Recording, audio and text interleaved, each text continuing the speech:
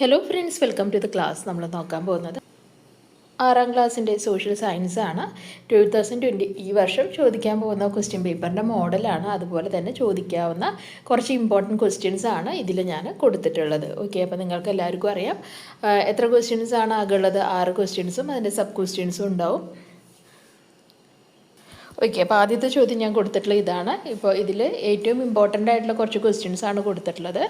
അപ്പോൾ ഇതിൽ നിന്ന് ഏതെങ്കിലും ക്വസ്റ്റ്യൻസ് എന്തായാലും നിങ്ങളുടെ ക്വസ്റ്റ്യൻ പേപ്പറിൽ ഉണ്ടാവും. അപ്പോൾ ശ്രദ്ധിച്ച് കാണുക, ഈ ക്വസ്റ്റ്യൻസ് ഒക്കെ പഠിച്ചിട്ട് പോവാൻ മറക്കാതെ. Okay, first question: it is essential to conserve the marine ecosystem which is a home to a great variety of animals and plant. Write some ways to conserve ocean. നമ്മുടെ മെറൈൻ എക്കോസിസ്റ്റം, നമ്മുടെ കുളവും കായലും നദികളും ഒക്കെ എന്താണ്, ഒരുപാട് മൃഗങ്ങൾക്കും അതുപോലെ തന്നെ പ്ലാന്റ്സിനും ഒക്കെയുള്ള ജീവിക്കാനുള്ള ഒരു ഇടമാണ്.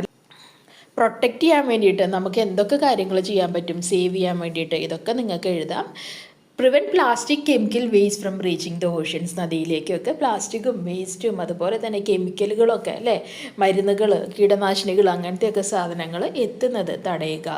Keep the cost free from pollution. നിങ്ങൾ ബീച്ചിലൊക്കെ പോയി കഴിഞ്ഞാൽ കാണാം അല്ലേ, അവിടെ പ്ലാസ്റ്റിക് കുപ്പികളും അങ്ങനെയുള്ള ചപ്പുചവറുകളൊക്കെ കിടക്കുന്നത്. അതെന്താണ്, കുറച്ച് കഴിഞ്ഞാൽ അത് കടലിലേക്ക് പോവുകയാണ് ചെയ്യുക. അപ്പോൾ ആ കോസ്റ്റൽ ഏരിയ കൂടി എന്താണ്, പൊല്യൂഷനൊന്നും ഇല്ലാതെ കാത്തു സൂക്ഷിക്കാൻ ശ്രദ്ധിക്കുക. Create awareness on conservation of ഓഷനെ പ്രൊട്ടക്റ്റ് ചെയ്യാൻ വേണ്ടിയിട്ട് എല്ലാവരോടും എന്താ പറയുക, അവിടെയുള്ള നാട്ടുകാരോടും ടൂറിസ്റ്റുകാരോടും ഒക്കെ അതിനെപ്പറ്റി അവരെ ബോധവൽക്കരിക്കുക. Control unsustainable fishing. അത് എന്താണ്, സയൻറ്റിഫിക് ആയിട്ടുള്ള രീതിയിലല്ലാതെ അവിടെയുള്ള മത്സ്യബന്ധനങ്ങളൊക്കെ ഒഴിവാക്കുക. Preserve the marine ecosystem. ആ ഒരു ഇക്കോസിസ്റ്റത്തിന് നിലനിൽക്കാൻ വേണ്ടിയിട്ടുള്ള സാഹചര്യങ്ങൾ ഒരുക്കി കൊടുക്കുക അല്ലേ. ഇക്കോസിസ്റ്റം എന്ന് പറഞ്ഞാൽ എന്താ, അവിടുത്തെ ആവാസ വ്യവസ്ഥ, മീനുകളുണ്ടാവും, പക്ഷികളുണ്ടാവും, ബാക്കിയുള്ള ചെറിയ ചെറിയ ജീവികളുണ്ടാവും, അവയ്ക്കൊക്കെ അവിടെ നിലനിൽക്കാനുള്ള അവസരം ഉണ്ടാക്കി കൊടുക്കുക. അപ്പോൾ ഇതൊക്കെ നിങ്ങൾക്ക് എഴുതാം, ഇമ്പോർട്ടൻറ്റ് ക്വസ്റ്റ്യൻ ആണ്. ഈ പോയിൻറ്റ്സ് പഠിക്കുക. അടുത്ത ക്വസ്റ്റ്യൻ എന്താണ്, ഇതും ഭയങ്കര ഇമ്പോർട്ടൻ്റ് ആണ്. ഇത് ജനറൽ ക്വസ്റ്റ്യൻ ആയിട്ട് നിങ്ങൾക്ക് ചോദിക്കാം. Fraudulent activities are common in cyber space. ഇപ്പോൾ നമ്മുടെ സമൂഹത്തിൽ എന്താണ്, ഒരുപാട് പേരുടെ പൈസ പോയി എന്നൊക്കെ നമ്മൾ കേൾക്കാറുണ്ട് അല്ലേ, ഓൺലൈൻ തട്ടിപ്പ് വഴി. അതൊരു സാധാരണ കാര്യമായിരിക്കും. അപ്പോൾ അത് തടയാൻ വേണ്ടിയിട്ട് നമുക്ക് എന്തൊക്കെ പ്രിക്കോഷൻസ്, മുൻകരുതലുകൾ എടുക്കാൻ പറ്റുന്നതാണ് ചോദിക്കുന്നത്. ഒരു 90% ഷുവർ ക്വസ്റ്റ്യൻ ആണ്, പഠിക്കുക. ഇതൊക്കെയാണ് ആൻസർ വരുന്നത്. Never share ATM pin, OTP or account details with anyone. നിങ്ങൾക്ക് ATM കാർഡ് ഉണ്ടാവും അല്ലേ, അതിനൊരു കോഡ്, ഒരു പിൻ നമ്പർ ഉണ്ടാവും. ആ പിൻ നമ്പർ ഒരിക്കലും ആർക്കും ഷെയർ ചെയ്യാതിരിക്കുക. OTP വന്നു എന്ന് പറഞ്ഞിട്ട് മെസ്സേജ് വന്നിട്ടുണ്ടാവും, ആ OTP ആരോടും പറഞ്ഞു കൊടുക്കാതിരിക്കുക. അതുപോലെ തന്നെ നിങ്ങളുടെ അക്കൗണ്ട് നമ്പർ, പേര്, അങ്ങനെയുള്ള ഡീറ്റെയിൽസ് ഒന്നും ആർക്കും ഷെയർ ചെയ്യാതിരിക്കുക. Next, avoid suspicious links and messages asking for personal info. നിങ്ങളുടെ വാട്സാപ്പിലോ മെസ്സേജിലോ ഒക്കെ വരാം അല്ലേ, നിങ്ങളുടെ ഡീറ്റെയിൽസ് ഒക്കെ ചോദിച്ചിട്ടുള്ള ലിങ്കുകളൊക്കെ വരും. അത് ക്ലിക്ക് ചെയ്ത് കഴിഞ്ഞാൽ എന്താ ഉണ്ടാവുക, നമ്മുടെ അക്കൗണ്ടിലുള്ള പൈസ മുഴുവൻ അങ്ങോട്ട് പോയി കിട്ടും. ഓക്കെ, അപ്പം നിങ്ങൾക്ക് ഉറപ്പില്ലാത്ത രീതിയിലുള്ള ലിങ്കുകളോ മെസ്സേജുകളോ ഒക്കെ വന്നാൽ അത് തുറക്കാണ്ടിരിക്കുകയാണ് നല്ലത്. Okay, keep your ATM PIN safe not on your phone. നിങ്ങൾക്ക് പലർക്കും ഉണ്ട് ഈ ATM കാർഡിൻ്റെ ഒപ്പം തന്നെ ഒരു പേപ്പറിൽ അല്ലെങ്കിൽ അതിൻ്റെ മുകളിൽ എന്ത് എഴുതി വെക്കും, ആ കാർഡിൻ്റെ പിൻ നമ്പർ എഴുതി വെക്കും. ആ പിന്നും കൂടി അടിച്ചാലേ നിങ്ങൾക്ക് ATM നിന്ന് പൈസ എടുക്കാൻ പറ്റുള്ളൂ അല്ലേ. പക്ഷേ എങ്ങാനും ആ ATM കാർഡ് കളഞ്ഞു പോയാലോ, ആ പിൻ അടിച്ചിട്ട് ആർക്ക് വേണമെങ്കിലും ഈസി ആയിട്ട് പൈസ എടുക്കാൻ പറ്റും. അപ്പോൾ ATMൻ്റെ പിന്ന് നമ്മൾ സുരക്ഷിതമായിട്ട് സൂക്ഷിക്കണം. പക്ഷെ ഒരിക്കലും അത് ATM പിൻ കാർഡിൻ്റെ കൂടെ വെക്കരുത്. Use strong unique password and change dum regularly. നിങ്ങളുടെ ഓൺലൈൻ ബാങ്കിങ് ചെയ്യുന്ന ആൾക്കാരാണ്, അല്ലെങ്കിൽ ATMൻ്റെ പിന്നൊക്കെ യൂസ് ചെയ്യുന്ന ആൾക്കാരാണെങ്കിൽ ഇടയ്ക്കിടെ ആ പിൻ നമ്പർ മാറ്റിക്കൊണ്ടിരിക്കുക. സ്ട്രോങ് ആയിട്ടുള്ള പാസ്വേഡ് ഉപയോഗിക്കുക. 1 2 3 4 എന്നൊക്കെ പറഞ്ഞിട്ട് പാസ്വേഡ് കൊടുക്കും. അത് ആർക്ക് വേണമെങ്കിലും പെട്ടെന്ന് അടിച്ചു കൊടുക്കാൻ പറ്റുന്നതാണ് അല്ലേ, അറിയൊന്നും വേണ്ട. അപ്പോൾ നിങ്ങൾക്ക് മാത്രം അറിയാവുന്ന രീതിയിൽ എന്തെങ്കിലും പാസ്വേഡ് സെറ്റ് ചെയ്യുക. ഓക്കെ, അടുത്ത ചോദ്യം: A bank account is N arrangement for making financial transaction between A bank and A customer. ഒരു ബാങ്ക് അക്കൗണ്ട് എന്ന് പറഞ്ഞാൽ എന്താ, ബാങ്കും കസ്റ്റമറും തമ്മിൽ ഇടപാട് നടത്താൻ വേണ്ടിയിട്ട് ക്രിയേറ്റ് ചെയ്യുന്ന ഒരു അക്കൗണ്ടാണ്. ഓക്കെ, അപ്പോൾ ബാങ്ക് അക്കൗണ്ടിനെ പറ്റിയിട്ട് കുറച്ച് ഡീറ്റെയിൽസ് കൊടുത്തിട്ടുണ്ട്. അതിൻ്റെ ബേസിസിൽ എന്താണ്, അത് ഏത് അക്കൗണ്ടാണെന്ന് പറയാനാണ് നിങ്ങളോട് പറയുന്നത്. ഓക്കെ, ഫസ്റ്റത്തെ എന്താ, this deposit is to instil the habit of saving in individuals. ആൾക്കാരുടെ ഇടയിൽ സേവിങ്സ് ഉണ്ടാക്കാൻ വേണ്ടിയിട്ട് ഉള്ള അക്കൗണ്ട് ഏതാണ്? പേരിൽ തന്നെ ഉണ്ട്, സേവിങ്സ് അക്കൗണ്ട് ആണ് വരിക കേട്ടോ. ഇത് ചിലപ്പോൾ ഇങ്ങനെ ചോദിക്കാം, അല്ലെങ്കിൽ മാച്ച് ദ ഫോളോയിങ് ആയിട്ട് ചോദിക്കാം. അപ്പോൾ ഇതൊന്ന് നോക്കുക, സേവിങ്സ് അക്കൗണ്ട് ആണ്. നെക്സ്റ്റ് എന്താണ്? This is an account where the deposit is made only once and it is withdrawn with interest after a certain period. നമ്മളൊരു 10,000 രൂപ ബാങ്കിൽ കൊണ്ട് നിക്ഷേപിക്കും. 1 വർഷം അല്ലെങ്കിൽ 5 വർഷമൊക്കെ കഴിഞ്ഞാൽ നമ്മൾ ആ എമൗണ്ടും അതിന് കിട്ടുന്ന ഇൻട്രസ്റ്റും പലിശയും കൂടി വിഡ്രോ ചെയ്യും, പിൻവലിക്കും. ആ അക്കൗണ്ട് ഏതാണ്? അതാണ് ഫിക്സഡ് ഡെപ്പോസിറ്റ് കേട്ടോ. ഫിക്സഡ് ഡെപ്പോസിറ്റ് ആണ്. അടുത്തത് വരുന്നത് this investment is aimed at traders and industrialist. ട്രേഡേഴ്സിനെയും ഇൻഡസ്ട്രിയലിസ്റ്റിനെയും ബിസിനസ്മാനും ഒക്കെ തുടങ്ങാൻ പറ്റുന്ന അക്കൗണ്ട് ഏതാണ്? അതാണ് കറണ്ട് അക്കൗണ്ട്. കറണ്ട് അക്കൗണ്ട് തുടങ്ങുകയാണെങ്കിൽ നമുക്ക് ഒരു ദിവസം എത്ര വേണമെങ്കിൽ ട്രാൻസാക്ഷൻസ് ചെയ്യാം കേട്ടോ. ഇനി fixed amount is deposited in this account at regular interval, daily, weekly, monthly for a specific period of time. ഓരോ മാസം കൂടുമ്പോൾ അല്ലെങ്കിൽ ഓരോ ആഴ്ച കൂടുമ്പോൾ നമ്മൾ 1000 രൂപ വെച്ച് ഡെപ്പോസിറ്റ് ചെയ്യുകയാണ്. അങ്ങനത്തെ ഡെപ്പോസിറ്റിനെ പറയുന്ന പേരാണ് റെക്കറിങ് ഡെപ്പോസിറ്റ് കേട്ടോ. ഒരു സ്പെസിഫിക് പീരീഡ് ഓഫ് ടൈമിന് വേണ്ടിയിട്ട്, ഒരു നിശ്ചിത കാലയളവിന് വേണ്ടിയിട്ടാണ് നമ്മളത് ഡെപ്പോസിറ്റ് ചെയ്യുന്നത്. ഓക്കെ, അടുത്തത് ഇതും ഇമ്പോർട്ടൻ്റ് തന്നെയാണ്. Right various day to day instances in which we use GIS. GIS use ചെയ്യുന്ന അവസ്ഥകൾ എപ്പോഴൊക്കെയാണ്? Monitor weather forecast and cyclone. നമ്മുടെ കാലാവസ്ഥ പ്രവചനത്തിനൊക്കെ വേണ്ടിയിട്ട്, കാലാവസ്ഥയെ പറ്റി അറിയാൻ വേണ്ടിയിട്ട് നമ്മൾ GIS യൂസ് ചെയ്യാറുണ്ട്. Managing traffic control and road planning. Traffic control ചെയ്യാൻ വേണ്ടിയിട്ട് നമ്മൾ GIS യൂസ് ചെയ്യാറുണ്ട്. ഓക്കെ, അടുത്തത് ഈ ഒരു ടേബിളാണ് കൊടുത്തിട്ടുള്ളത്. First important lines of latitude ഏതൊക്കെയാണെന്ന് കൊടുത്തിട്ടുണ്ട്. അത് എത്ര ഡിഗ്രിയിലാണെന്നാണ് അടുത്ത കോളത്തിൽ നമ്മൾ എഴുതേണ്ടത്. അപ്പോൾ ഇക്വേറ്റർ എത്രയിലാണ്? ഇക്വേറ്റർ എല്ലാവർക്കും അറിയാം, 0 ഡിഗ്രിയിലാണ് വരിക അല്ലേ. ട്രോപ്പിക് ഓഫ് ക്യാൻസർ എത്ര ഡിഗ്രിയിലാണ് വരിക? 23.5 ഡിഗ്രി നോർത്തിലാണ് വരിക.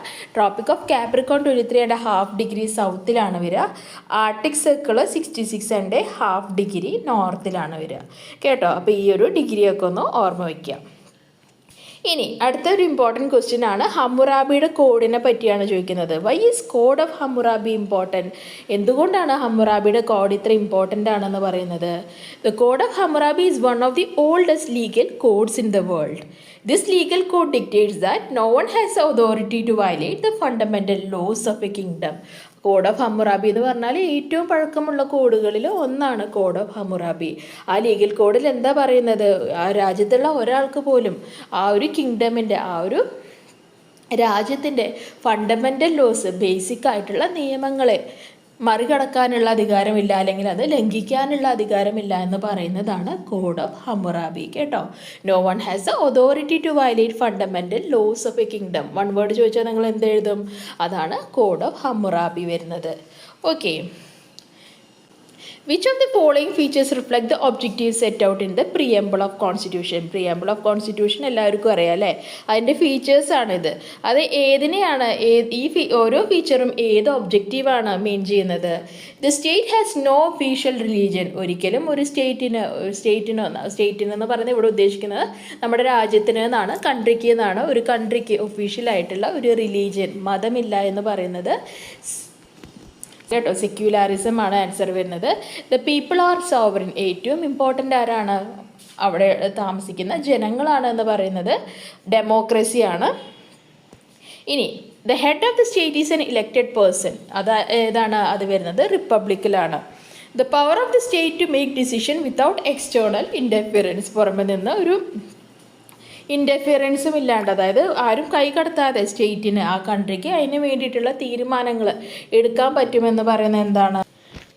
അതാണ് sovereignty. Reduces inequalities and ensure social justice. അവിടെയുള്ള ഇനീക്വാലിറ്റീസ്, ഉച്ചനീചത്വങ്ങളൊന്നും ഇല്ലാതാക്കുക. അതുപോലെ തന്നെ സോഷ്യൽ ജസ്റ്റിസ്, എല്ലാവർക്കും ജസ്റ്റിസ് കിട്ടുന്നുണ്ട് എന്നുള്ള ഉറപ്പ് വരുത്തുന്നത് ഏതാണ്? ഇതാണ്. ഓക്കെ, ഇനി അടുത്തത് identify the qualities of constitution from the given hints. ഇവിടെ കോൺസ്റ്റിറ്റ്യൂഷനെ പറ്റി കുറച്ച് കാര്യങ്ങൾ കൊടുത്തിട്ടുണ്ട്. ഓരോന്നും ഏതിനെയാണ് മീൻ ചെയ്യുന്നത് എന്നാണ് ചോദിക്കുന്നത്. നോക്കാം നമുക്ക്. The constitution should be precise with essential provision. Constitution precise ആയിരിക്കണം എന്ന് പറഞ്ഞാൽ ഏറ്റവും ചെറിയ എന്താ പറയുക, കൂടുതലൊന്നും എക്സ്പ്ലെയിൻ ചെയ്യാണ്ട് കുറച്ച് വരികളിലുള്ള കാര്യങ്ങൾ എക്സ്പ്ലെയിൻ ചെയ്യണം. അതിനെ പറയുന്ന പേരെന്താണ്? ബ്രെവിറ്റി എന്നാണ് പറയുന്നത്. ബ്രെവിറ്റി എന്നാണ് അതിനെ പറയുന്നത്. It must be suitable for meeting people's needs and aspiration. ആ ജനങ്ങളുടെ ആവശ്യങ്ങൾ അനുസരിച്ച് വേണം അല്ലേ ഓരോ രാജ്യത്തിൻ്റെയും കോൺസ്റ്റിറ്റ്യൂഷൻ ഉണ്ടാവാൻ. അത് പറയുന്നത് ഏതാണ്? പറയുന്നത് സ്യൂട്ടബിലിറ്റി ആണ്. നെക്സ്റ്റ് പറയുന്നത് it should be able to make timely changes according to the changing circumstances. നമ്മൾ ഒരു 100 കൊല്ലം മുമ്പ് അല്ലെങ്കിൽ 50 കൊല്ലം മുമ്പുള്ള ഇന്ത്യ അല്ല ഇപ്പോൾ ഉള്ളതല്ലേ. അപ്പോൾ ഓരോ കണ്ടീഷൻ അനുസരിച്ച് നമുക്ക് ചിലപ്പോൾ നിയമങ്ങളിൽ മാറ്റങ്ങൾ കൊണ്ടുവരേണ്ടി വരും. അപ്പോൾ അതിനെന്താ പറയുന്നത്? അതിനെ ഡൈനാമിക് ആണ് എന്നാണ് പറയുന്നത്. Okay, the powers of the government and the rights and duties of citizens should be comprehensively stated. ഒരു രാജ്യത്തിൻ്റെ പവേഴ്സ് എന്തൊക്കെയാണ്, അവിടെ താമസിക്കുന്ന ജനങ്ങളുടെ ഡ്യൂട്ടീസ് എന്തൊക്കെയാണ്, അവർ ചെയ്യേണ്ട കടമകൾ എന്തൊക്കെയാണെന്ന് പറയുന്നതിന് എന്താ പറയുന്നത്? അതിനെ കോംപ്രഹെൻസീവ്നെസ് എന്നാണ് പറയുന്നത്. ഓക്കെ, കോംപ്രഹെൻസീവ്നെസ് എന്നാണ് പറയുന്നത്. അതുപോലെ ഇതൊന്ന് നോക്കുക. റിട്ടൺ കോൺസ്റ്റിറ്റ്യൂഷൻ ഉള്ളത് ഇന്ത്യയിലാണ്. ഫ്ലെക്സിബിൾ കോൺസ്റ്റിറ്റ്യൂഷൻ ഉള്ളത് ന്യൂസിലാൻഡിലാണ്. ഇവോൾവ് കോൺസ്റ്റിറ്റ്യൂഷൻ ഉള്ളത് യുണൈറ്റഡ് കിങ്ഡം UK-യിലാണ്. റിജിഡ് കോൺസ്റ്റിറ്റ്യൂഷൻ ഒട്ടുമേ മാറ്റാൻ പറ്റില്ല അല്ലേ, അതിനെന്താ പറയുന്നത്? ഓസ്ട്രേലിയയിലാണ്. ഇതൊന്ന് നോക്കാം. മാഗ്ന കാർട്ടയെ പറ്റി എഴുതാൻ പറഞ്ഞാൽ നമുക്ക് എന്തൊക്കെ പറയാം? This led to the formation of constitution that grants power to the parliament in England അല്ലേ. മാഗ്ന കാർട്ട എന്ന് പറഞ്ഞാൽ ഗ്രേറ്റ് ചാർട്ടർ എന്നാണ് അതിനെ പറയുന്നത്. അതിൽ എന്തൊക്കെ പറഞ്ഞു? ഒരു ഗവൺമെൻറ്റോ അല്ലെങ്കിൽ ഒരു കിങ്ങോ ഒരിക്കലും ആ രാജ്യത്ത് നിലനിൽക്കുന്ന നീതിന്യായ വ്യവസ്ഥയ്ക്ക് മുകളിലല്ല. No king is supreme to the law in that country എന്ന് പറയുന്നത് മാഗ്ന കാർട്ടയാണ്. അതുപോലെ തന്നെ ഒരു ഫ്രീ ആയ പേഴ്സണെ ഇംപ്രസൺ ചെയ്യാൻ, അയാളെ ജയിലിൽ അടയ്ക്കാൻ ആർക്കും അധികാരമില്ല. അതായത് പ്രോപ്പറായിട്ടുള്ള കോർട്ട് പ്രൊസീഡിങ്സ് അല്ലേ, കോർട്ടിലൊക്കെ പോയിട്ട് അതിൻ്റെ കാര്യങ്ങൾ ചെയ്തിട്ട് മാത്രമേ അതിനുള്ള ന്യായമായിട്ടുള്ള പ്രൊസീഡിങ്സ് അല്ലേ, വാഗ്വാദങ്ങളൊക്കെ നടന്നതിന് ശേഷം മാത്രമേ ഒരാളെ തുറങ്കല്ലിൽ അടയ്ക്കാനുള്ള അധികാരമുള്ളൂ എന്ന് വന്നിട്ടുള്ളത് മാഗ്ന കാർട്ട വന്നു കഴിഞ്ഞപ്പോഴാണ്. ഓക്കെ, അപ്പോൾ അതൊക്കെ നിങ്ങൾക്ക് എഴുതാം. നെക്സ്റ്റ് പറയുന്നത് glorious revolution. King and the government were not above the law അല്ലേ. കിങ്ങോ അതിൻ്റെ ഗവൺമെൻറ്റോ ഒരിക്കലും ലോവിന് സുപ്പീരിയർ അല്ല എന്നുള്ളത് ഗ്ലോറിയസ് റെവല്യൂഷൻ്റെ ഭാഗമാണ്. അമേരിക്കൻ ഡിക്ലറേഷൻ ഓഫ് ഇൻഡിപെൻഡൻസ് എന്താണ്? Able to make the people aware of their power to remove the government. ഒരു ഗവൺമെൻറ്റിനെ താഴെ ഇറക്കാൻ അവിടെയുള്ള ജനങ്ങൾക്ക് അധികാരമുണ്ട് എന്നുള്ളത് കാണിച്ചു തന്നത് അമേരിക്കൻ ഡിക്ലറേഷൻ ഓഫ് ഇൻഡിപെൻഡൻസ് ആണ്. French revolution gave acceptance to the principle that supreme power rest with the people not with the king. French റെവല്യൂഷനിലാണ് എന്ത് വന്നത്? ഒരു പ്രിൻസിപ്പിൾ വന്നത് അല്ലേ. പ്രിൻസിപ്പിൾ വന്നത് എന്താണ്? സുപ്രീം പവർ, അതായത് പരമാധികാരം എപ്പോഴും ഉള്ളത് ആരുടെ കയ്യിലാണ്? ജനങ്ങളുടെ കയ്യിലാണ്. അതൊരിക്കലും കിങ്ങിൻ്റെ കയ്യിലല്ല, രാജാവിനല്ല പരമാധികാരം. അവിടെ താമസിക്കുന്ന ജനതയ്ക്കാണ് പരമാധികാരം എന്ന് പറഞ്ഞത് ഫ്രഞ്ച് റെവല്യൂഷനിലാണ്. ഓക്കെ, അപ്പോൾ ഇതുപോലെ തന്നെ ഇമ്പോർട്ടൻ്റ് ആയിട്ടുള്ള ഒരു കാര്യം കൂടി ഉണ്ട്. Primary sector, secondary sector, tertiary sector.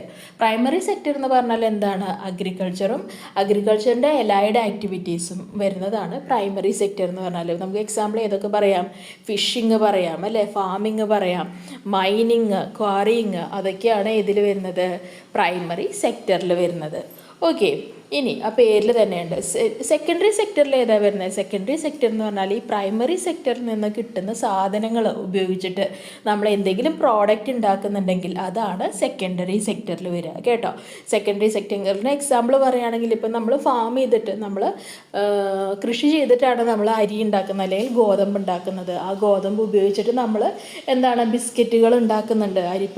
അരി ഉപയോഗിച്ചിട്ട് നമ്മൾ വേറെ പല സാധനങ്ങളും ഉണ്ടാക്കുന്നുണ്ട് അല്ലേ. കോട്ടൺ, ഫാമിൽ നിന്നാണ് നമുക്ക് കോട്ടൺ കിട്ടുന്നത്. ആ കോട്ടൺ ഉപയോഗിച്ചിട്ടാണ് നമ്മൾ വസ്ത്രങ്ങൾ ഉണ്ടാക്കുന്നത്. അപ്പോൾ ടെക്സ്റ്റൈൽസ്, അതുപോലെയുള്ള ഫുഡ് പ്രോസസ്സിങ് യൂണിറ്റ്സ്, അതൊക്കെ ഏതിലാണ് വരുന്നത്? അതൊക്കെ വരുന്നത് സെക്കൻഡറി സെക്ടറിലാണ്. നെക്സ്റ്റ് വരുന്നതാണ് ടേർഷറി സെക്ടർ.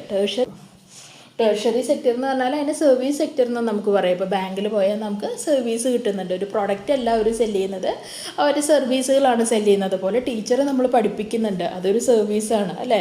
ലോയർ, അഡ്വക്കേറ്റ്സ് അല്ലേ, ഡോക്ടേഴ്സ്, നഴ്സുമാർ, അവരൊക്കെ ചെയ്യുന്ന എന്താണ്? സർവീസാണ്. അപ്പോൾ അവരൊക്കെ വരുന്ന ആ ഒരു സെഗ്മെൻറ്റാണ് നമ്മൾ എന്ത് പറയുന്നത്?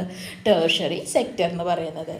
ഓക്കെ, അപ്പോൾ ഇത്രയാണ് നിങ്ങൾക്ക് വളരെ ഇമ്പോർട്ടൻ്റ് ആയിട്ടുള്ള പഠിക്കാനുള്ള കുറച്ച് ക്വസ്റ്റ്യൻസ്. ഈ ക്വസ്റ്റ്യൻസൊക്കെ നന്നായി പഠിച്ചിട്ട് പോവുക. ഇതിൽ നിന്ന് ഏതെങ്കിലും ക്വസ്റ്റ്യൻസ് എന്തായാലും ചോദിക്കും, അത് ഉറപ്പുള്ള കാര്യമാണ്.